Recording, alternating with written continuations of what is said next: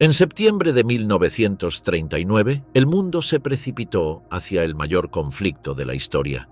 En cuestión de días, millones de hombres fueron movilizados y las fronteras europeas comenzaron a colapsar bajo la fuerza militar alemana. La guerra no surgió de la nada, sino de decisiones calculadas y una cadena de provocaciones que no pudieron detenerse. El inicio fue directo y brutal. La invasión de Polonia se ejecutó con una táctica de velocidad y poder conocida como Blitzkrieg. Tanques, aviones y tropas avanzaron en perfecta coordinación, arrasando defensas y sembrando terror en pocas horas. Las potencias europeas, atadas por pactos y compromisos, respondieron declarando la guerra a Alemania. El conflicto global había comenzado. ¿Fue realmente la invasión de Polonia la causa del inicio? ¿O la guerra ya estaba decidida mucho antes? ¿Qué factores ocultos explican por qué comenzó realmente la Segunda Guerra Mundial? Las heridas de la Gran Guerra, el Tratado de Versalles y la humillación alemana. El 11 de noviembre de 1918, en un vagón detenido en el bosque de Compiègne, se firmó el armisticio que puso fin a 4 años de guerra. Las campanas resonaron en las capitales aliadas, pero en las trincheras alemanas la noticia se recibió con desconcierto. Las líneas no habían colapsado del todo y ningún soldado enemigo marchaba aún por el corazón del territorio alemán. Sin embargo, el alto mando ordenaba retroceder como un ejército derrotado. La confusión pronto se transformó en resentimiento. Generales como Erich von Ludendorff y Paul von Hindenburg difundieron la idea de que el ejército había permanecido invicto en el frente y que la rendición había llegado por la traición de políticos, socialistas y judíos. Esta narrativa de la puñalada por la espalda se convirtió en un mito poderoso que marcaría la vida política alemana durante la posguerra. El Kaiser Guillermo II abdicó y huyó a los Países Bajos. En Berlín, los socialdemócratas proclamaron la República de Weimar, un régimen democrático que nacía bajo condiciones extremadamente adversas. Las calles estaban tomadas por manifestaciones comunistas inspiradas en la Revolución Rusa, mientras grupos paramilitares de derecha respondían con violencia. La joven república debía negociar la paz con los vencedores al mismo tiempo que intentaba contener el colapso social y económico. Para los aliados no había espacio para la indulgencia.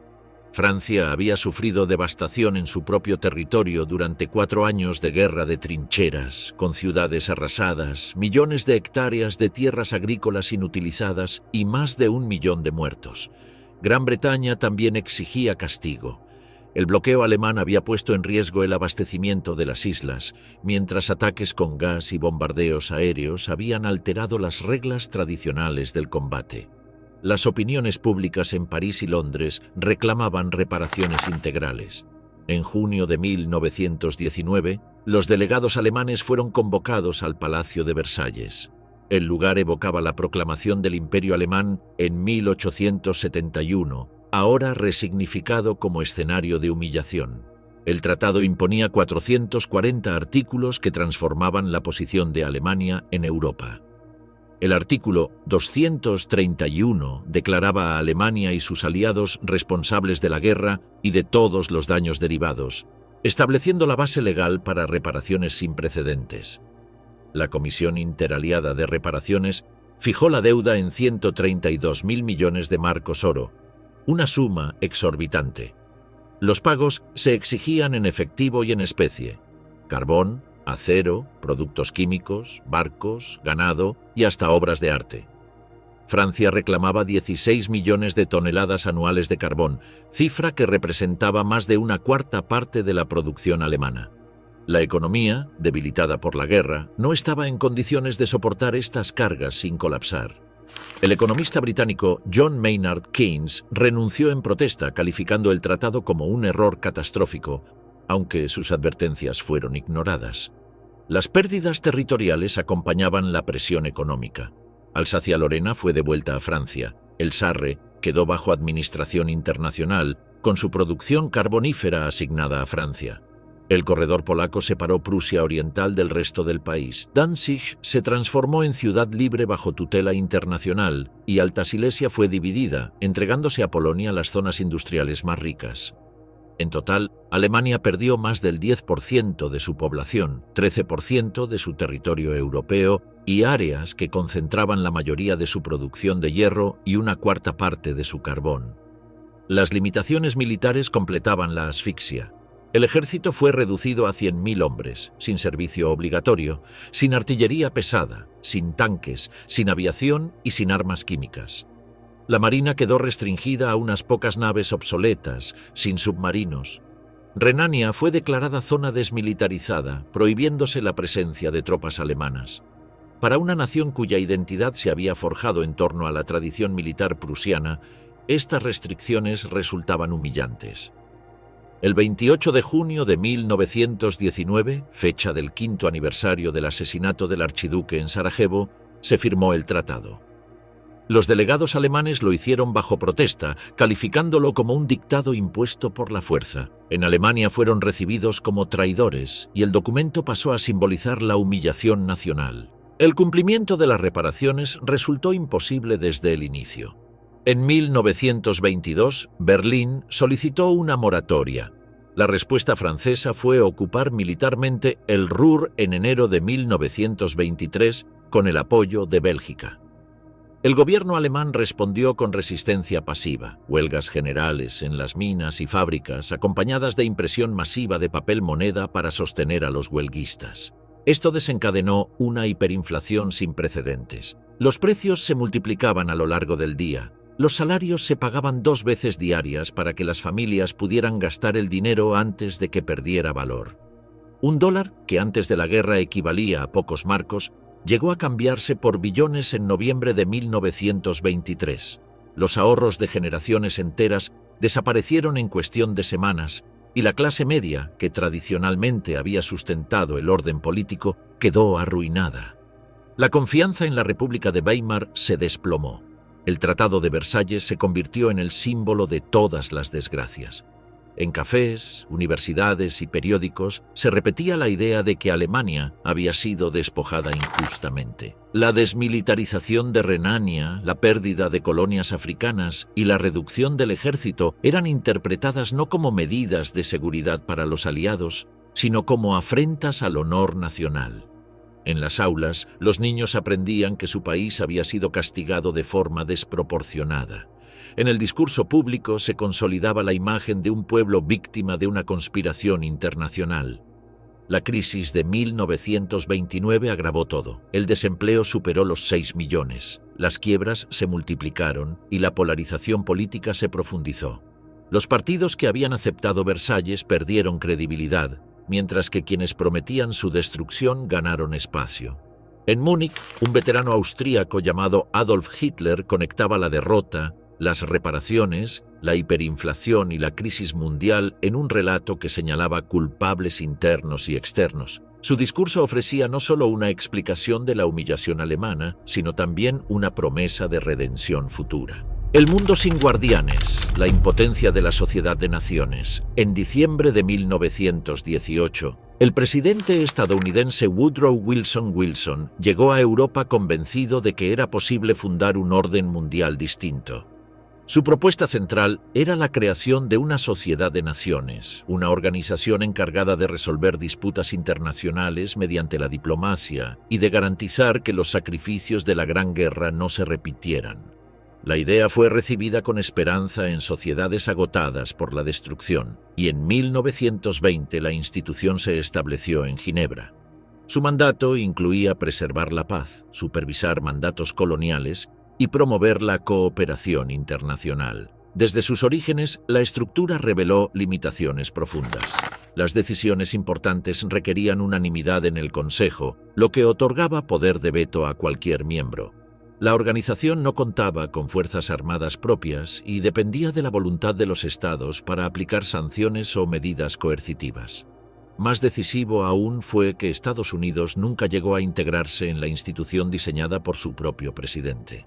El Senado norteamericano rechazó la adhesión, temiendo que comprometería la soberanía nacional en futuras guerras. La ausencia estadounidense dejó el peso de la organización en manos de Francia y Gran Bretaña, potencias debilitadas y sin disposición a comprometer más recursos en nuevas obligaciones militares. Ambas enfrentaban crisis económicas, tensiones coloniales y sociedades traumatizadas por las pérdidas humanas. Durante la década de 1920, la sociedad funcionó de manera aceptable en disputas menores. Supervisó plebiscitos en regiones fronterizas y resolvió conflictos entre países pequeños. Sin embargo, estos éxitos limitados no pusieron a prueba su capacidad frente a potencias decididas a desafiar el orden internacional.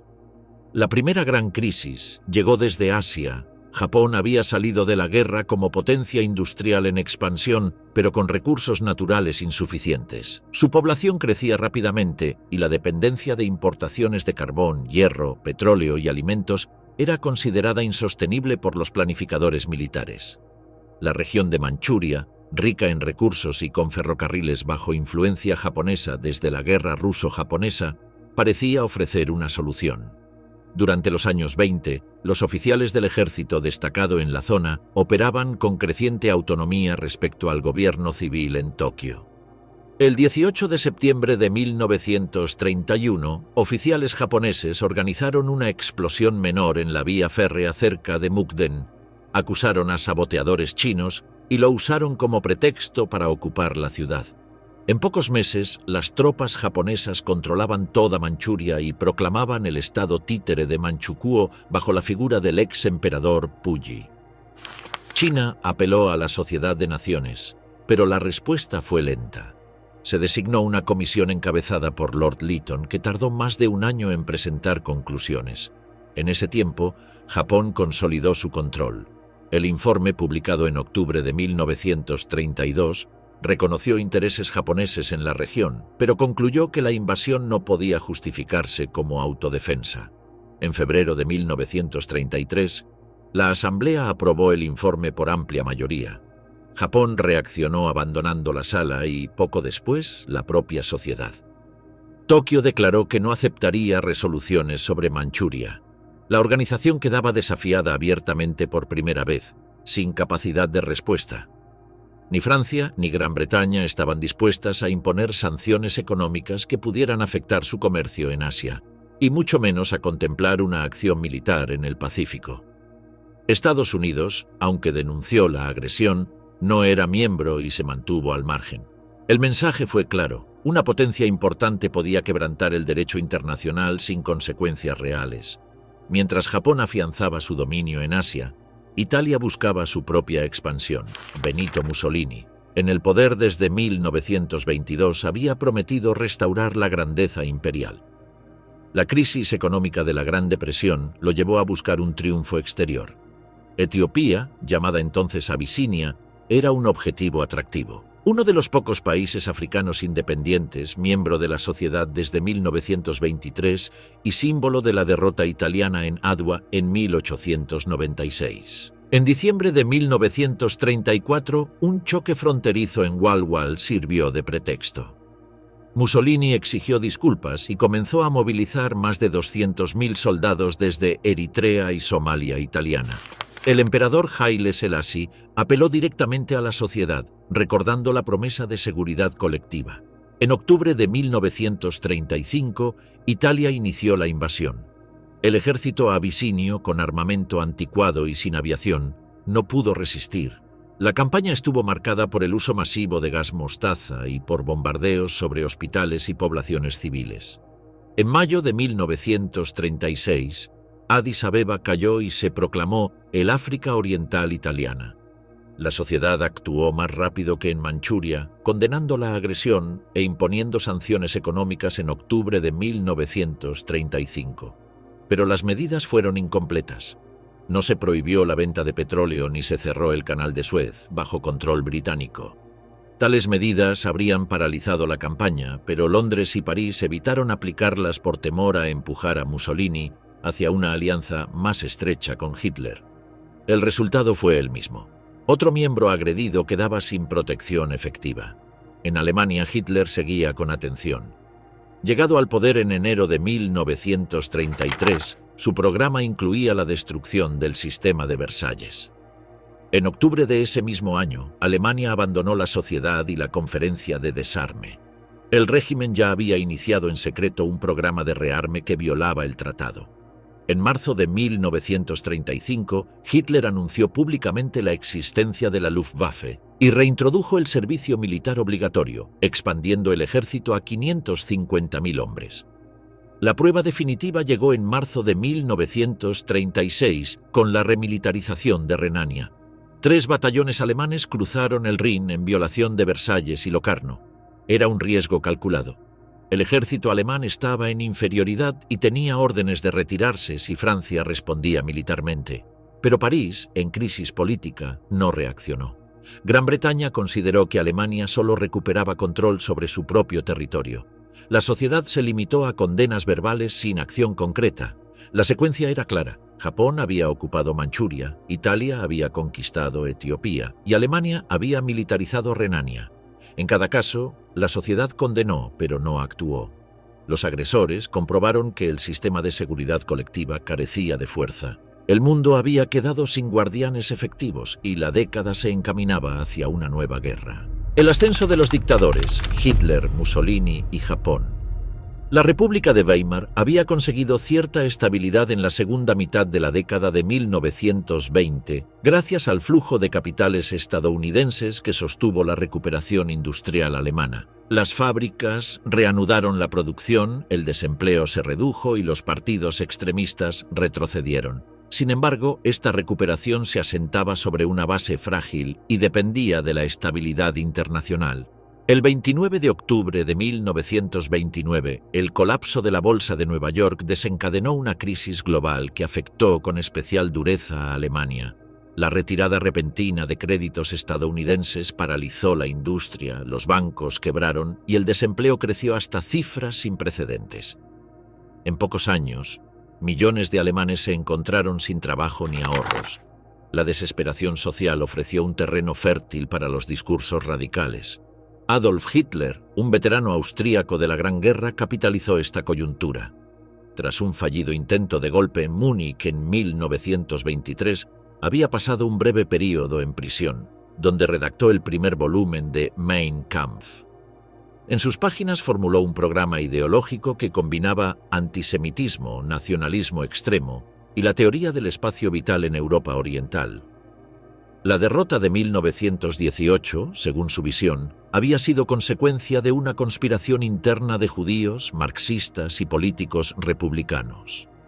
Liberado en 1924, Hitler reorganizó el Partido Nacional Socialista bajo una estrategia de conquista del poder mediante vías legales. La organización se dotó de una estructura jerárquica rígida y de agrupaciones auxiliares para distintos sectores sociales. Las SA, dirigidas por Ernst Röhm, se consolidaron como fuerza paramilitar de masas, utilizada para intimidar a opositores en las calles. Simultáneamente, Joseph Goebbels perfeccionó técnicas propagandísticas que transformaban los mítines en espectáculos cuidadosamente coreografiados con banderas, antorchas y uniformes. La crisis de principios de los años 30 multiplicó el atractivo del nazismo. Hitler prometía empleo para los desempleados, dignidad para quienes se sentían humillados por Versalles y orden frente al temor al comunismo. El partido sumó apoyos de la clase media empobrecida y de sectores obreros desencantados con la izquierda tradicional. En las elecciones de septiembre de 1930, los nazis pasaron de una representación marginal a convertirse en la segunda fuerza parlamentaria. En julio de 1932 alcanzaron la primera posición, aunque sin mayoría absoluta. La crisis política se resolvió en enero de 1933, con el nombramiento de Hitler como canciller por el presidente Paul von Hindenburg. Desde ese momento, el nuevo gobierno avanzó con rapidez. El incendio del Reichstag en febrero sirvió de pretexto para suspender libertades y encarcelar a miles de comunistas. En marzo, la ley habilitante otorgó poderes dictatoriales al canciller.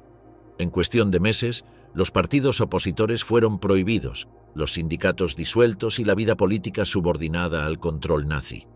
La consolidación del régimen se sostuvo en un aparato represivo centralizado. La Gestapo, bajo Heinrich Himmler, organizó una red de vigilancia que alcanzaba todos los niveles sociales. Los primeros campos de concentración se abrieron para opositores políticos, mientras las leyes de Nuremberg de 1935 institucionalizaron la discriminación racial contra los judíos. Al mismo tiempo, la propaganda nazi, dirigida por Goebbels desde su ministerio, monopolizó los medios, glorificó al Führer y convirtió la lealtad al líder en un principio absoluto. La recuperación económica reforzó la legitimidad del régimen. Grandes proyectos de obras públicas, como la construcción de autopistas, absorbieron mano de obra desempleada. El rearme clandestino y luego abierto revitalizó industrias estratégicas. En pocos años el desempleo se redujo drásticamente y amplios sectores de la población atribuyeron esa mejora a la dirección de Hitler. Mientras Alemania se convertía en dictadura totalitaria, Italia ya había transitado ese camino una década antes.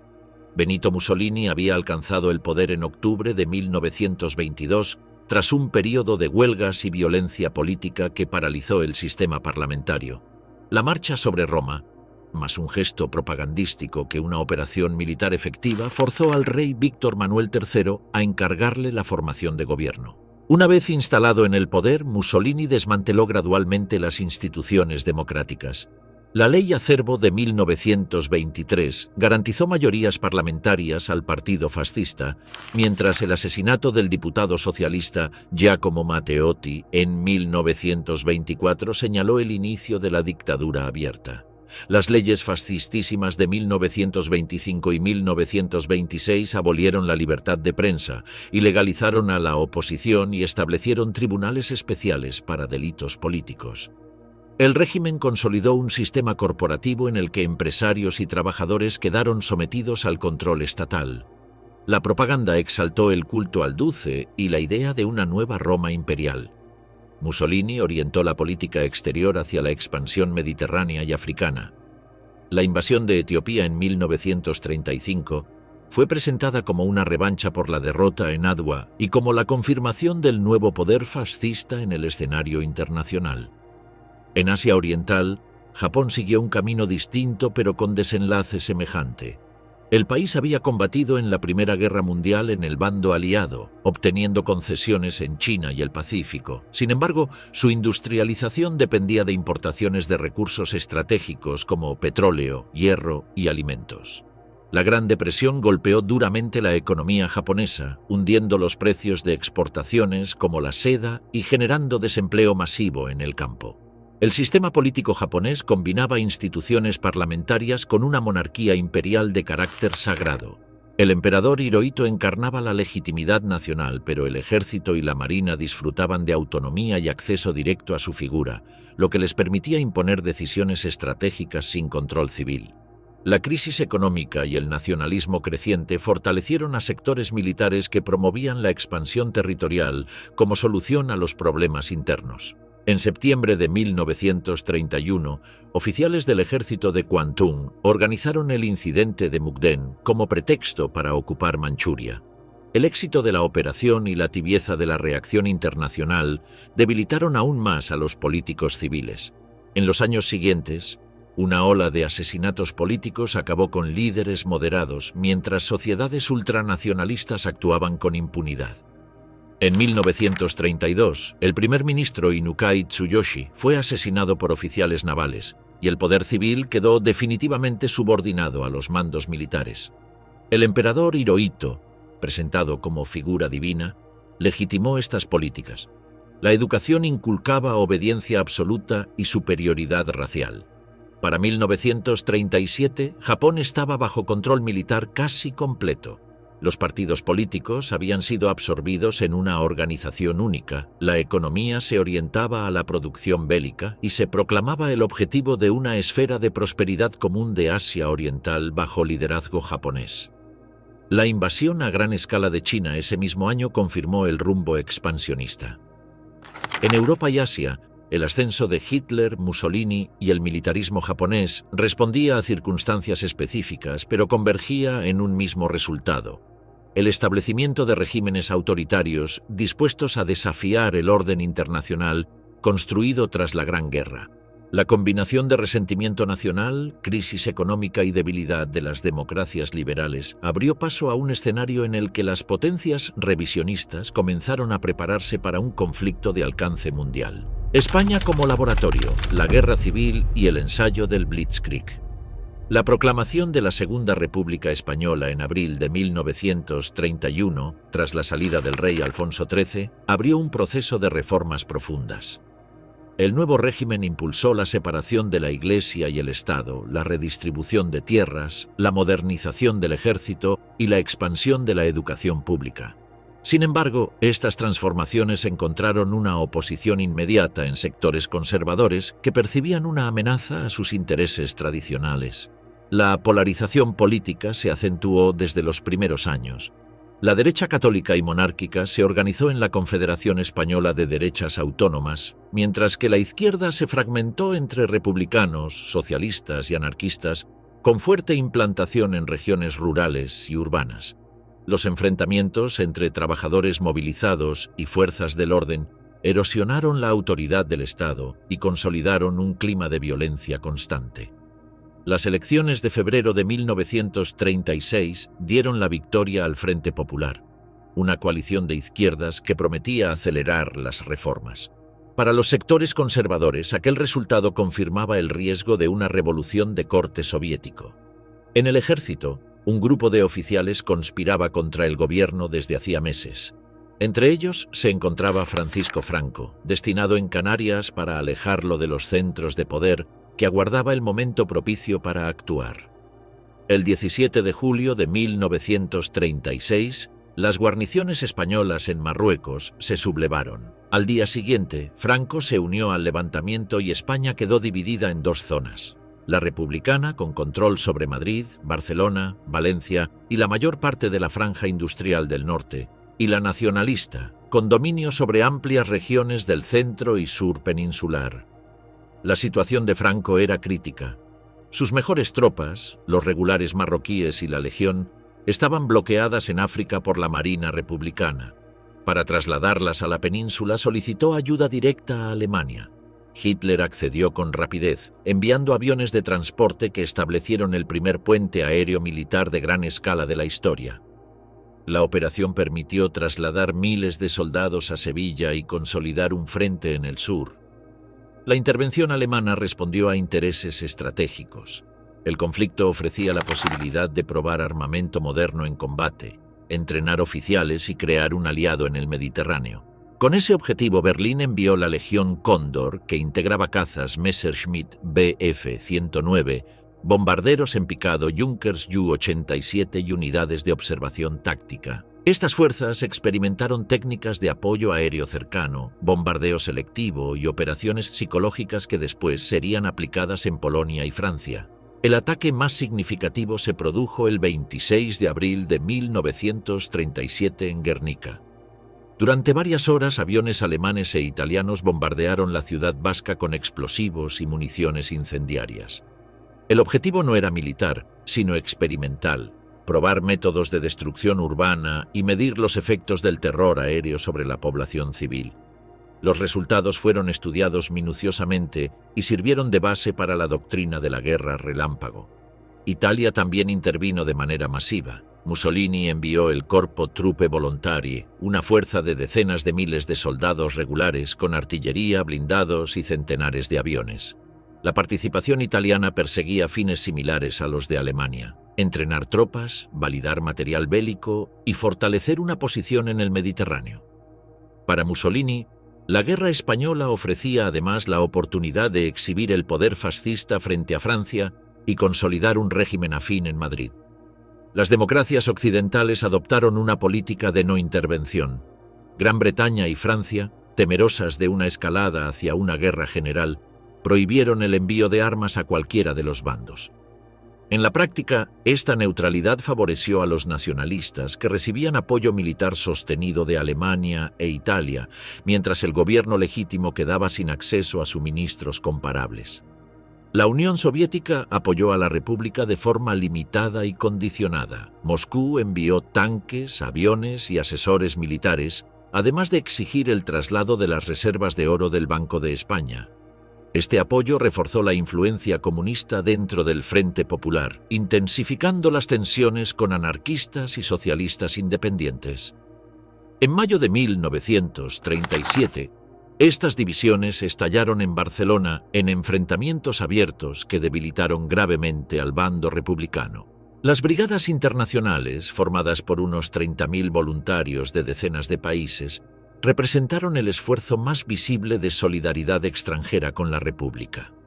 Sin embargo, la falta de entrenamiento y la escasez de material moderno limitaron su impacto en el frente. La ventaja material de los nacionalistas se hizo evidente en las campañas de 1938. La ofensiva de Aragón dividió en dos al territorio republicano y confirmó la eficacia de la coordinación entre artillería, blindados y aviación.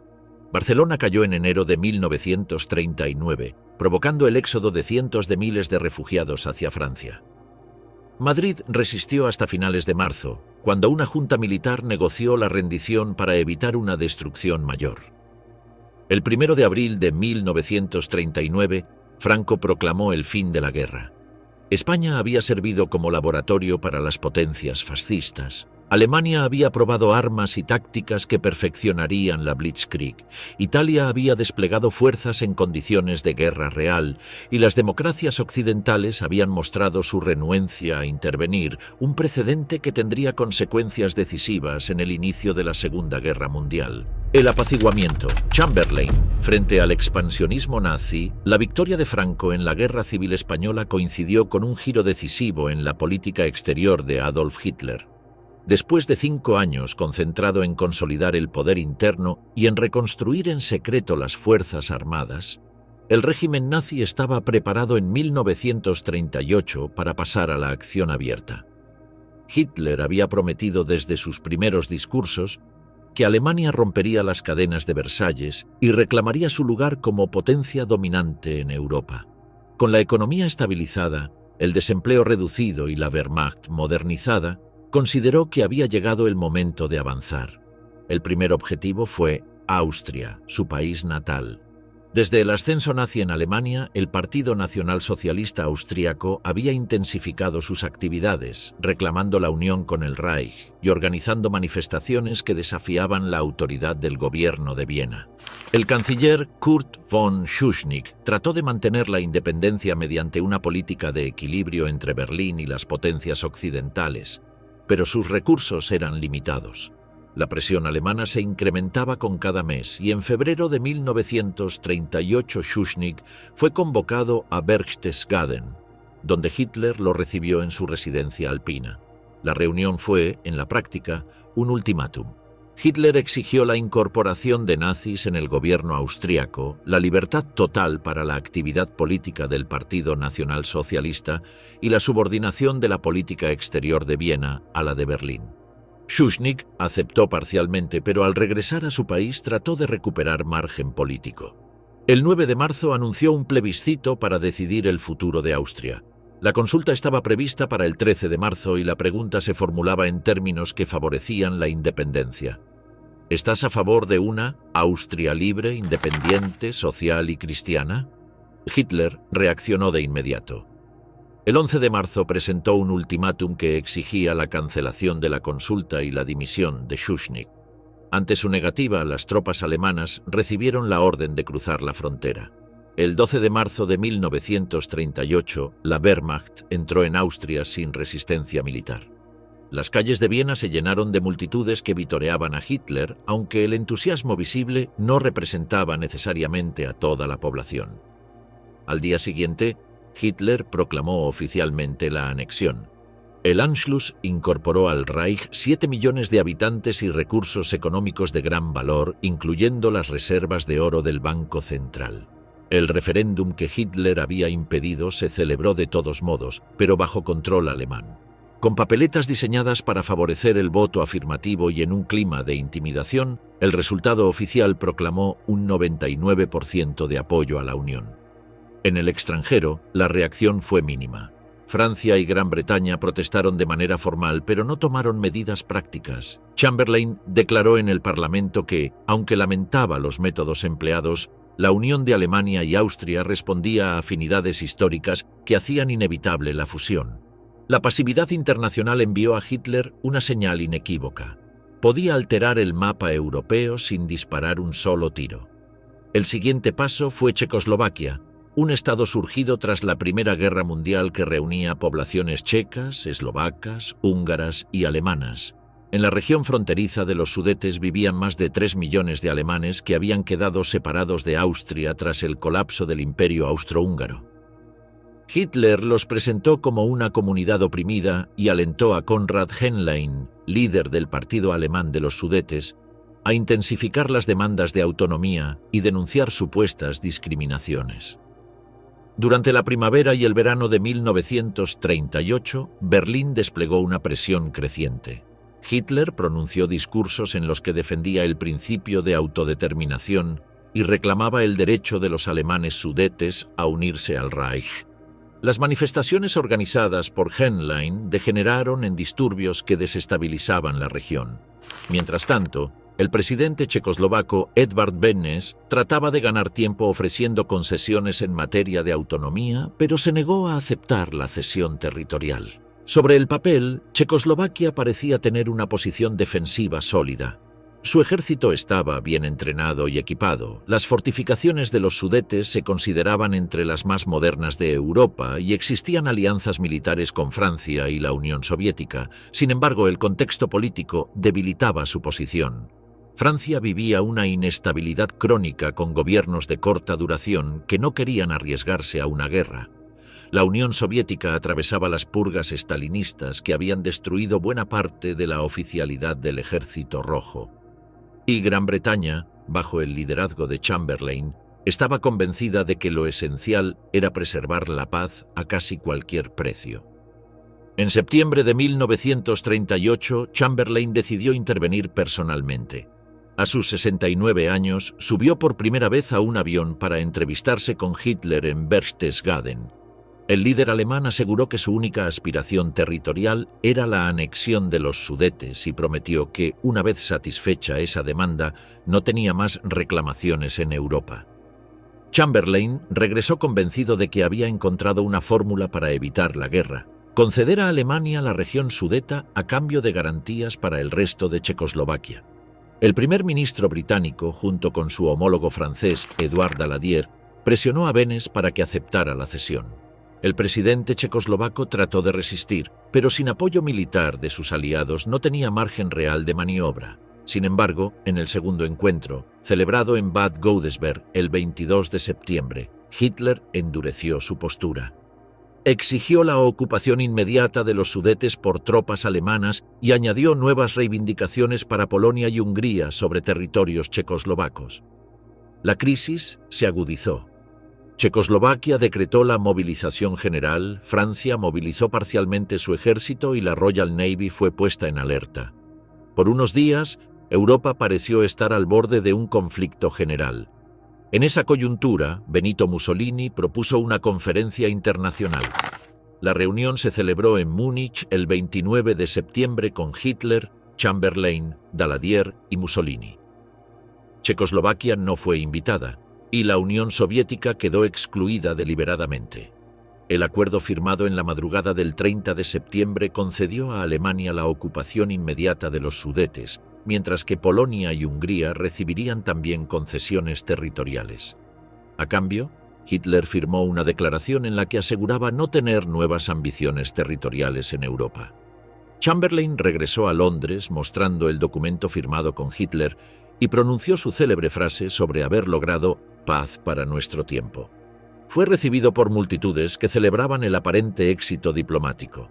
Pero en Westminster, figuras como Winston Churchill denunciaron el acuerdo como una capitulación que sacrificaba a un aliado democrático en aras de una paz ilusoria.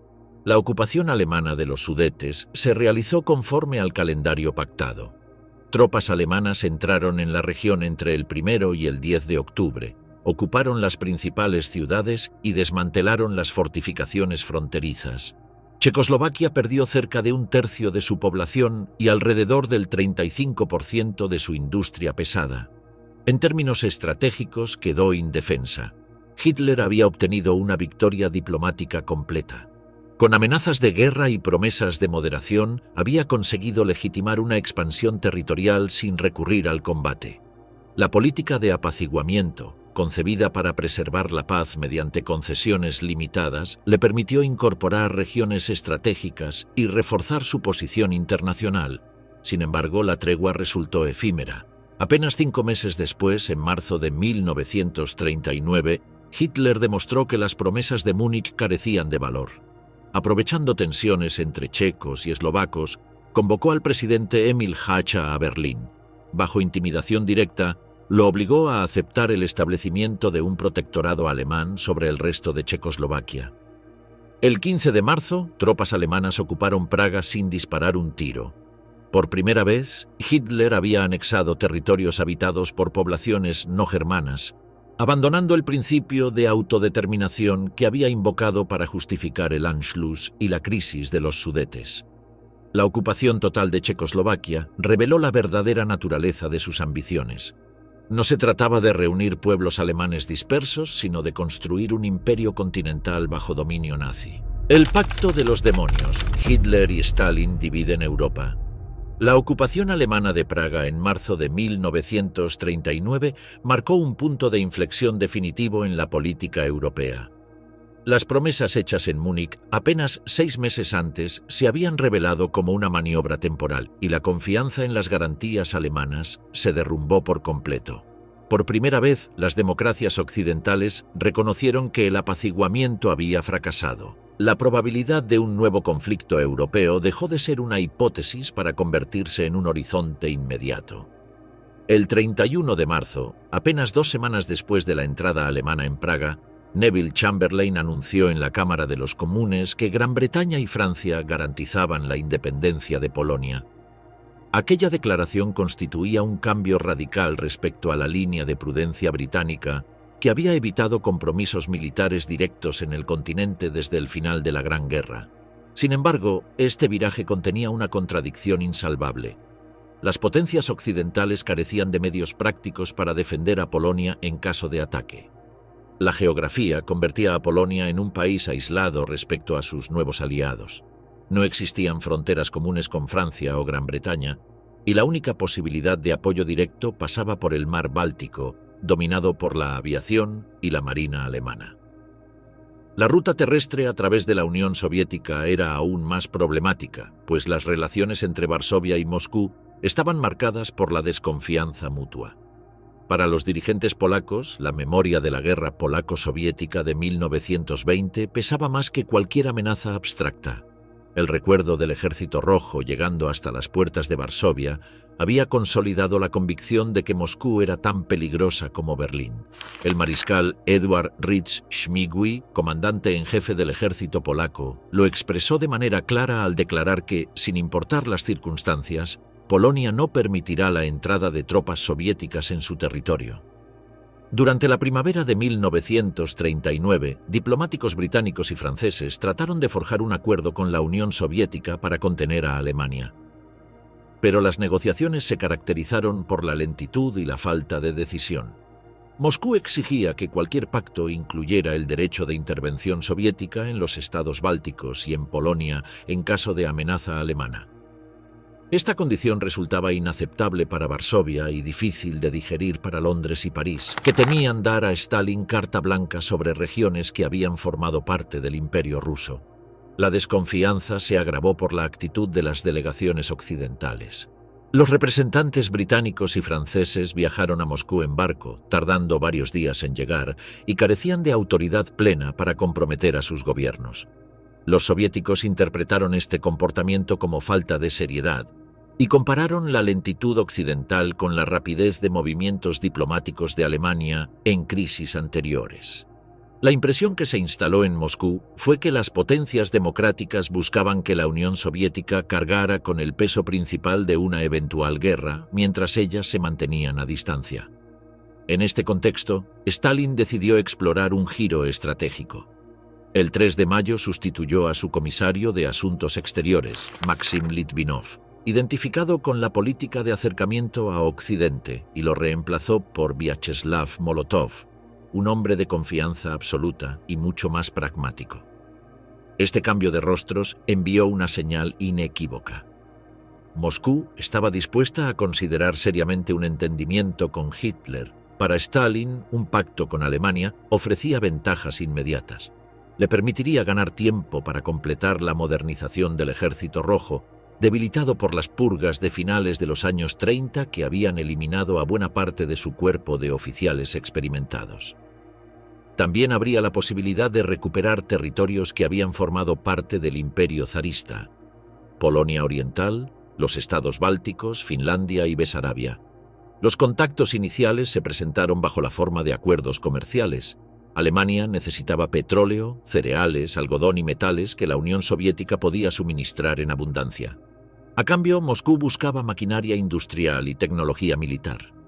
Las conversaciones avanzaron con rapidez durante el verano de 1939, cuando Hitler ya había decidido que la invasión de Polonia debía comenzar antes del invierno. El calendario militar exigía neutralizar cualquier riesgo de guerra en dos frentes, y para ello era esencial asegurar la pasividad soviética. El 23 de agosto de 1939, el ministro de Asuntos Exteriores alemán Joachim von Ribbentrop llegó a Moscú y firmó junto a Molotov un tratado de no agresión.